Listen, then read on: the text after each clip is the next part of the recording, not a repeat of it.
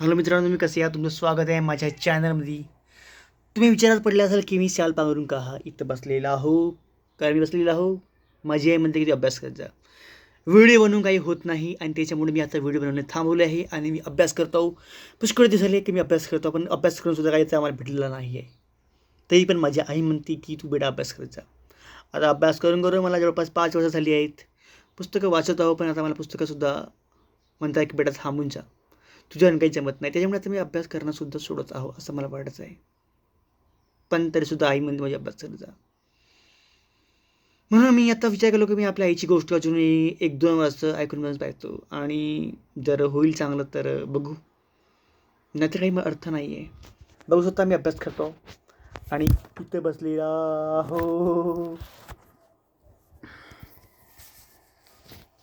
आणि इथे बसलेला हो, हातात पेन्सिल पकडलो आणि अभ्यास करायची ॲक्टिंग करत आहो. आणि माझ्याकडून काही अभ्यास होत तर नाही आहे, पण आता तुम्ही बघू शकता की असं समजा की मी अभ्यासच करतो आता. वाटलं पाहिजे ना मी अभ्यास करतो, रोजची पुस्तक मागे घेतो की बघू शकता आता मी अभ्यास करतो. आणि भरपूर दिवस झाले की हाच कारण आहे त्याच्यामुळे मी अभ्यास करत.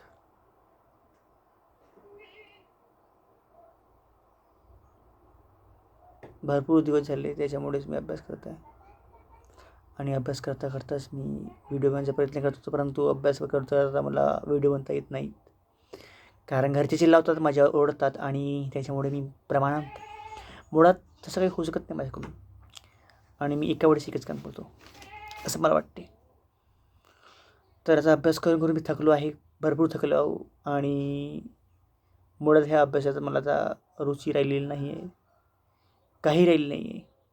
पण तुम्ही बी अभ्यास करत जा, कारण तुम्ही लहान आहेत आणि तुम्ही अभ्यास केलाच पाहिजे. अन्यथा तुम्हाला मार भेटेल, एवढा मार भेटेल घरचे तुम्हाला सोडतील. त्याच्यामुळे अभ्यास करत जा. अभ्यासाशिवाय पर्याय नाही आहे, पण अभ्यास करत जा. माझ्याकडे बघा ना तुम्ही, मी अभ्यास करत आहो बघा, बघू शकता. आणि हाच महत्त्वाचं कारण आहे. मी व्हिडिओ टाकत नाही आहे.